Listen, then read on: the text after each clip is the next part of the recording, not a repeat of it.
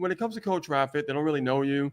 And if you don't, understand how to build out a campaign for your business, then what's going to happen is there's a trust being built. Agreed. Right? I agree with and that. If there's no trust being built, Definitely. they have no reason to stay.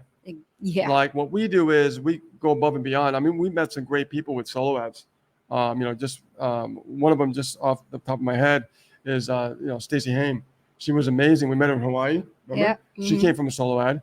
And she purchased pretty much all in. And we developed it's a rare occurrence. Right. Yeah. We developed a great relationship with her. Yes. And it was because in our emails, we told our leads to go to our Facebook group. Yeah. And we've even put our numbers in the broadcast one day, like, hey, give us a call, right? Or, hey, meet us on Facebook, or, if you have any questions, meet us on the hot seat, like right here, right now. And then, we send personal message afterwards, and, we build and establish that relationship in a whole new way, a whole new level. And now they get to see us. Yes. Right. And they get to see, okay, this is who this person is. Remember, these leads don't even see you.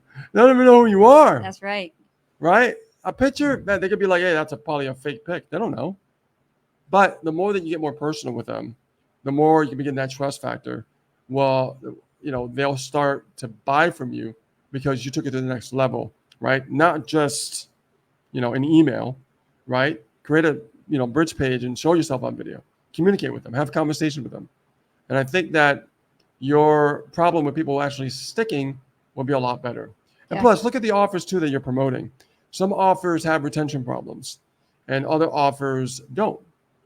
I've tried a lot of different offers where, we would sign people up and they would just quit because the back end of the business sucks, right? It's no good. The retention is not there. Right. So there's different variables, but most likely you have to build that trust with your audience and your leads. And if you're not doing anything, Bhaskar, then you are the one to blame for not actually, doing what is necessary, which is like Rich was talking about, and I talk about this also. Yes. Following up with your buyers within the 24 to 48 hour period is absolutely essential. You know what?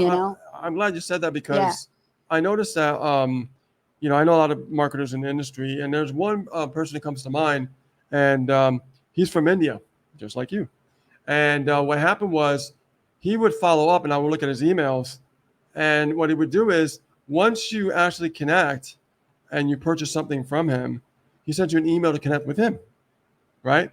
And I saw him on video, and we remember that guy? We established a relationship with him. Yeah. And, he was right in his house, right in India. Yeah. And we were communicating. Yes. And, we were asking him questions. He was asking us questions. And we established that relationship that right now, if we wanted to, we can just contact them and be like, hey, how's it going, man? I haven't seen you in a while, right? Because we established that relationship. But remember, we were on his list. So he established that relationship with us first. Okay? So what does that tell you? We remember him because he established that relationship. He went above and beyond. He just didn't write an email. He said, okay, now that you made that buying decision, here's another email. I want you to connect with me. Yes. I want to get to know who you are. Yes. And that's what he did. And that's powerful.